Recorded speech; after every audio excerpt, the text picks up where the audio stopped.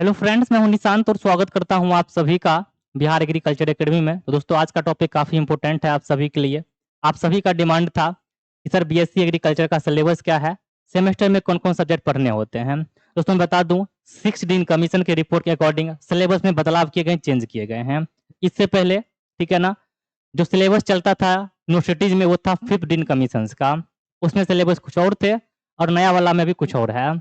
अगर कंपेयर करें दोनों को तो मैं बता दूं आप सभी को कि 6 दिन कमीशन का जो रिपोर्ट है, इसके अकॉर्डिंग जो सेमेस्टर का आपका सिलेबस है, ये क्या है आपका कि ईजी कर दिया गया है कंपेयर टू 5th दिन कमीशन। ठीक है, 5th दिन कमीशन रिपोर्ट के अकॉर्डिंग। तो 6 दिन कमीशन में क्या रिपोर्ट में क्या सिलेबस है आपका, इसमें क्या क्या पढ़ते हैं आप लोग सेमेस्टर वाइज, इसको हम लोग देखने वाले हैं। ये वीडियो काफी इंपॉर्टेंट है आप सभी के लिए, इस वीडियो को पूरा देखिएगा। देखने सुनने के बाद अपने सभी दोस्तों को शेयर भी कर दीजिएगा। अगर आप पहली बार आए तो सब्सक्राइब कर लीजिएगा, यहाँ आपको मिलती रहती है एग्रीकल्चर से जुड़ी हर इन्फॉर्मेशन। चलिए फ्रेंड्स, आज की वीडियो को हम यहीं पे शुरू करते हैं। तो सबसे पहले देखते हैं हम सिलेबस के बारे में। उससे भी पहले बता दूं इंट्रोडक्शन आपको कि बीएससी एग्रीकल्चर यानी कि जिसे आप कहते हैं बीएससी ऑनर्स एग्रीकल्चर, ये आपका 4 साल का प्रोग्राम होता है, जिसमें आपका टोटल 8 सेमेस्टर्स होते हैं।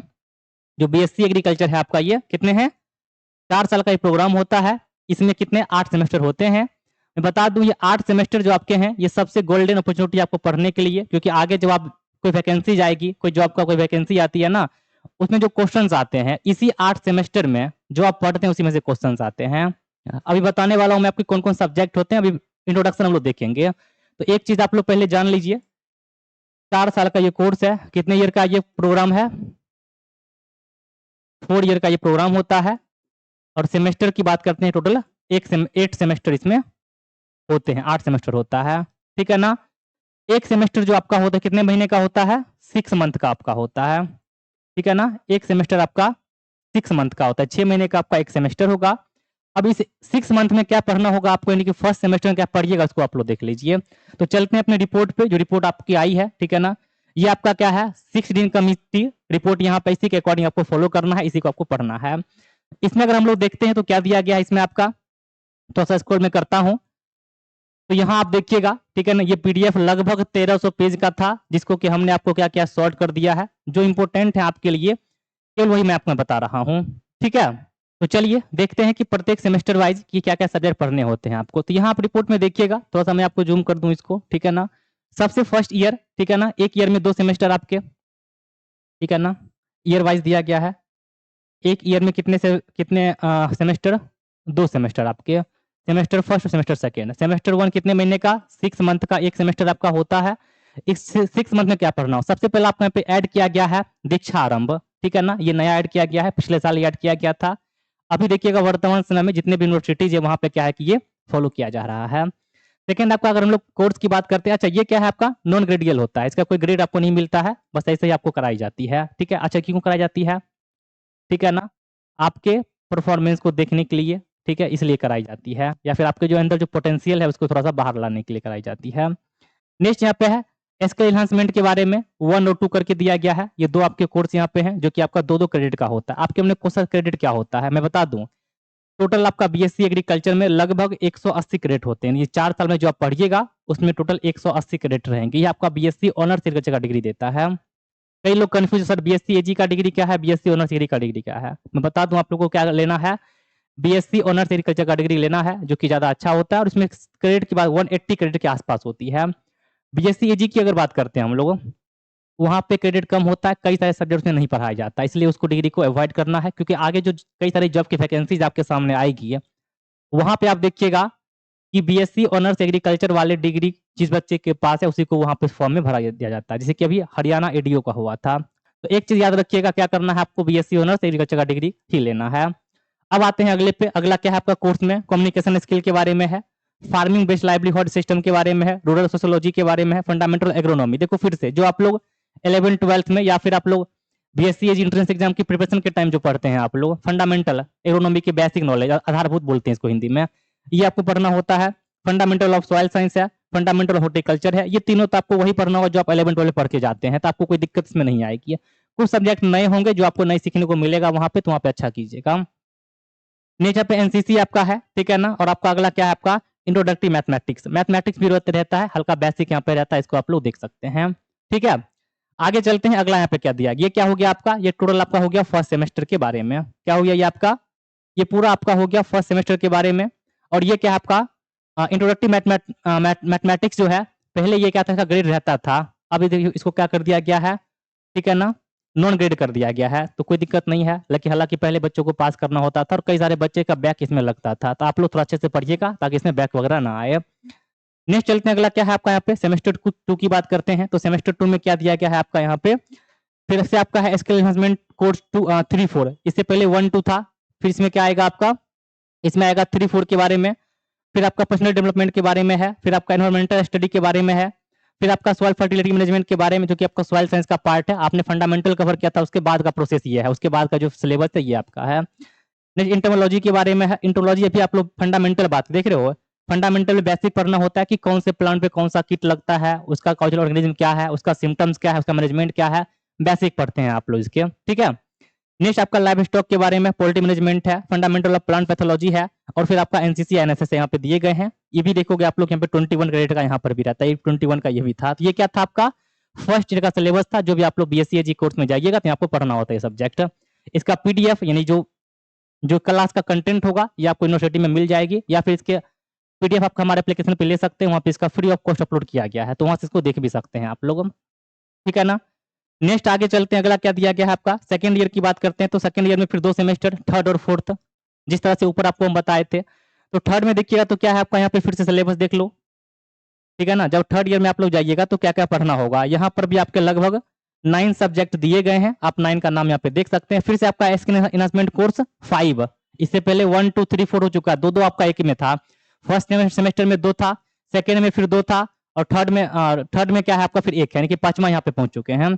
फिर आपका बिजनेस डेवलपमेंट के बारे में है, फिर आपका फिजिकल एजुकेशन है, फिर आपका जेनेटिक्स का प्रिंसिपल, ठीक है ना, देखो यहाँ से जेनेटिक्स वगैरह भी पढ़ना होता है। फिर हम लोग आते हैं क्रॉप प्रोडक्शन टेक्नोलॉजी, खरीफ क्रॉप, यहाँ पे जो है ना, मतलब कि क्रॉप वाइज दिया रहता है, मतलब खरीफ का फिर रबी का। अब देखो ये चीज यूनिवर्सिटी वाइज आगे पीछे भी हो सकती है, कई सारी यूनिवर्सिटी क्या करती है, पहले रबी कराती फिर खरीफ कराती है, मतलब जिस टाइम जो सीजन चलते रहता है उस टाइम वो चीजें करवा देती है, ताकि बच्चा सीखने पे फोकस करे। नेक्स्ट यहाँ पे production technology of food and plantation crop, horticulture का पार्ट आपका है। फिर आपका है यहाँ पे एक्सटेंशन एजुकेशन, फिर आपका नेमेटोलॉजी है, फिर आपका यहाँ पे है principle and practice of natural farming के बारे में। तो ये आपका किसका हो गया, थर्ड सेमेस्टर का सिलेबस हो गया, थर्ड सेमेस्टर में आपको ये पढ़ना होता है। नेक्स्ट हम लोग आगे बढ़ते हैं, अगला यहाँ पे क्या दिया गया है। नेक्स्ट आपका फोर्थ सेमेस्टर की बात करते हैं। तो फोर्थ सेमेस्टर भी आपका यहाँ पे 9 सब्जेक्ट यहाँ पर भी दिए गए हैं। ये भी आपका स्किल एनहांसमेंट कोर्स कितना 6 आ जाएगा यहाँ पे। फिर आपका यहाँ पे आर्टिफिशियल एआई के बारे में ऐड किया गया है। फिर आपका यहाँ पे वेजिटेबल स्पाइस के बारे में ऐड किया गया है। फिर आपका क्रॉप प्रोडक्शन रबी क्रॉप के बारे में ऐड किया गया। देखो यहाँ रबी क्रॉप आ गया, इससे पहले क्या था, खरीफ क्रॉप था। तो यूनिवर्सिटीज वाइज थोड़ा सा चेंज भी देखने को मिल सकता है, ठीक है। नेक्स्ट यहाँ पे वाटर मैनेजमेंट के बारे में है, फार्म मशीनरी है, यहाँ पे प्रॉब्लमेटिक सॉइल के बारे में, सॉइल साइंस का ही पार्ट है कि इंडिया में कौन कौन से सॉइल में क्या प्रॉब्लम है, सलाइन है, अल्कली है, ठीक है ना, एसिडिक है, उसका मैनेजमेंट क्या है, उसका ईसी कितना है सॉइल का, उतना पीएच कितना है सॉइल का, ठीक है ना, ये सब पढ़ना होता है आपको इसमें। और कैलकुलेशन भी अच्छा खासा इसमें है, जिप्सम रिक्वायरमेंट कैसे निकलती है, फॉर्मूला वगैरह रहता है, आपको निकालना पड़ता है, तो थोड़ा सा मैथमेटिक्स वगैरह सही कर लीजिएगा। नेक्स्ट यहाँ पे है basic of plant breeding and genetics, एक चैप्टर आप लोग का होता है, इसका बेसिक यहाँ पे पढ़ना होता है। किस सेमेस्टर में है ये, फोर्थ सेमेस्टर में आपका। ये भी आपका कितना का है, 10 क्रेडिट का यहाँ पे, 21 क्रेडिट का यहाँ पे दिया गया है। नेक्स्ट आते हैं हम लोग थर्ड ईयर में, अब आ गए हैं थर्ड ईयर में क्या पढ़ना होगा आपका, ठीक है ना, 5वें सेमेस्टर में। ये 5वें सेमेस्टर के भी क्या है आपके 9 सब्जेक्ट आपके हैं, ठीक है ना, जो कि इकोनॉमिक्स में हम लोग आ जाते हैं। क्या है आपका एग्रीकल्चर इकोनॉमिक्स, फिर आपका इंट्रोडक्टिव एग्रोमेट्रोलॉजी के बारे में है, फंडामेंटल ऑफ क्रॉप फिजियोलॉजी के बारे में। देखो ये सब जो आप पढ़ रहे हो ना पुराने सिलेबस में, पुराना मतलब जो 5th डीन कमीशन का जो रिपोर्ट था उसमें सेमेस्टर 2 में इंक्लूड किया गया था फिजियोलॉजी वगैरह को। इस बार क्या किया गया है आपका 5th सेमेस्टर में। मैं बता रहा हूँ ना फिर से, आपका सिलेबस दिन ब दिन इजी करते जा रहा है सेमेस्टर्स में भी, जो कि यहाँ से स्पष्ट पता चल रहा है। नेक्स्ट यहाँ पे pest management in crop and stored grain. अब देखो स्टोर्ड ग्रेन मतलब जिसको हम लोग भंडारण करते हैं, मानो हम लोग व्हीट का स्टोर करते हैं, पैडी का स्टोर करते हैं, उसमें कई सारे इंसेक्ट लग जाते हैं, जैसे बीटल वगैरह अटैक करता है उसमें, तो उन सब के बारे में पढ़ना होगा आपको।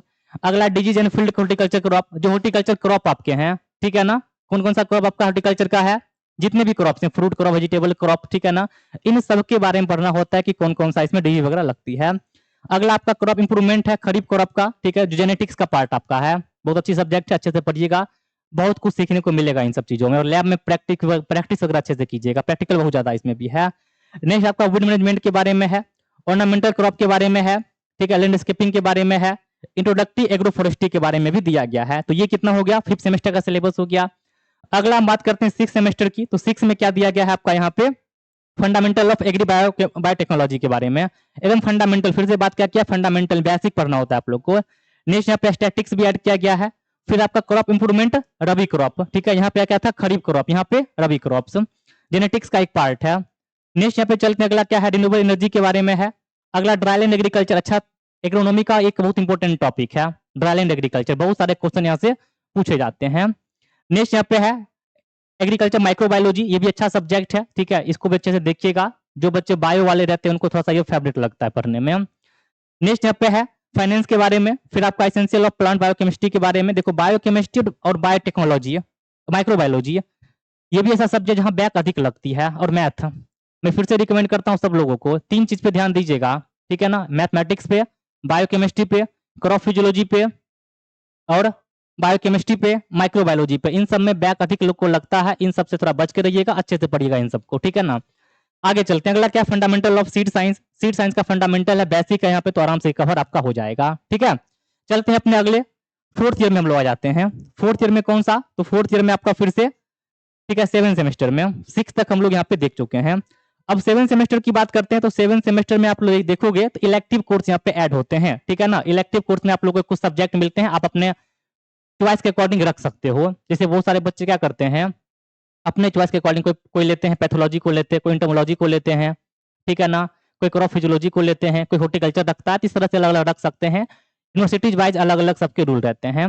नेक्स्ट चलते हैं, अगला क्या दिया गया है आपका सेमेस्टर 8 के बारे में। ये क्या है आपका, ये रावे प्रोग्राम होता है आपका। रावे प्रोग्राम जानते होंगे आप लोग, रावे रूरल एग्रीकल्चर वर्क एक्सपीरियंस, मतलब गांव में आपको जाना होता है, फार्मर से इंटरेक्शन करना होता है, ठीक है। और इसी में आपका ईएलपी भी रहता है, जिसमें कि आपको कुछ प्रोडक्ट वगैरह बनाना होता है, इंटर्नशिप करना होता है किसी इंस्टीट्यूट में जाकर के। आप लोग को पता होगा कि एग्रीकल्चर के कौन कौन से इंडिया में कितने इंस्टीट्यूट्स हैं। जैसे आप लोग SBI, sugar cane breeding institute है। फिर आपका उत्तर प्रदेश में कौन सा है, शुगर कैन का एक इंस्टीट्यूट है। फिर यूपी में आपका पल्स का है। बनारस में आपका वेजिटेबल साइंस है। या फिर कहीं भी आप कर सकते हैं, ये ईएलपी करना होता है। फूड इंडस्ट्री में कर सकते हैं, या फिर आप लोग इफको जानते हैं, इफको ना, वहां जाके कर सकते हैं। तो अलग अलग जहाँ ईएलपी भी करना होता है, उसका भी यहाँ पे ग्रेड मिलता है। तो ये पूरा क्या हो गया आपका 4 साल का पूरा सिलेबस हो गया कि क्या पढ़ना होता है। काफी डिमांड था स्टूडेंट का कि सर प्लीज इस पे वीडियो बना दीजिए, बहुत हमें समझ में नहीं आ रहा है। तो हमने आपको क्या किया, ये पूरा आपको दे दिया है। अब कई सारे बच्चे होंगे सर और हमको डिटेल पढ़ना है कि सर इसके अंदर कौन से टॉपिक पढ़ना होता है। तो मैंने एक पीडीएफ तैयार किया आपके लिए। इसी पीडीएफ में हमने सब कुछ इंक्लूड कर दिया है। सब कुछ बोले तो आपका एग्रोनॉमी में कौन कौन से पढ़ने होते हैं, ठीक है ना, हॉर्टिकल्चर में क्या है, सॉइल साइंस में क्या है। इस पीडीएफ को मैं ऐप पे डाल दूंगा, वहां से आप इसको देख लीजिएगा। बाकी सेमेस्टर वाइज क्या पढ़ना होता है हमने बहुत अच्छे तरीके से बता दिया है, आप उसको फॉलो कीजिए। जितने भी इंडिया में इंस्टीट्यूट है एग्रीकल्चर के जो आईसीआर को फॉलो करता है, वहां पे जो सिलेबस चलेगी आपकी यही सिलेबस चलेगी, ठीक है ना।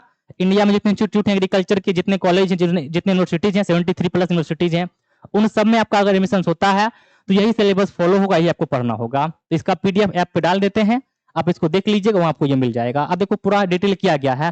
तो दीक्षा आरंभ जो पहला आपका कोर्स है, इसमें क्या क्या पढ़ना, इसमें क्या क्या आपके टॉपिक वगैरह है, तो इसको देख लीजिएगा अपना, ठीक है। बाकी पीडीएफ में दे देता हूँ, इसको आराम से कर सकते हैं। फिर से कहते हैं ये क्या था आपका 6 डीन कमीशन, ठीक है ना, कमिटी रिपोर्ट के अकॉर्डिंग जो डेटा है उसको हमने आपको यहाँ पे दिया है। उम्मीद करते हैं कि जो आपके डाउट है वो आपका यहाँ पे क्लियर हो गया होगा कि बीएससी एग्रीकल्चर में जो है, ठीक है ना, बीएससी एग्रीकल्चर में जो है कौन कौन से सब्जेक्ट पढ़ने होते हैं, कितने सब्जेक्ट होते हैं, किस सेमेस्टर में क्या पढ़ना होता है। तो उम्मीद करते हैं डाउट क्लियर होगा। अगर फिर भी कोई डाउट होगा कमेंट कर दीजिएगा, मैं पूरा कोशिश करूंगा आंसर देने का आपकी जो भी क्वेश्चन होंगे, ठीक है। चलिए थैंक यू सो मच, इतना ही रखते हैं आज के लिए। बाकी कोई डाउट हो कमेंट कीजिए, और अपने कॉलेज लाइफ को अच्छे से एंजॉय कीजिए, अच्छे से पढ़ाई कीजिएगा। बस ध्यान रखिएगा किसी सब्जेक्ट में बैक वगैरह ना आए। हमने आपको सिलेबस बता दिया है, पढ़ना आपका काम है। कंटेंट आपको हम बता दे रहे हैं, ऐप पे अवेलेबल है, आप कंटेंट भी ऐप पे से लेके पढ़ाई कर सकते हो। चलिए थैंक यू सो मच, आज के लिए इतना ही रखते हैं हम लोग।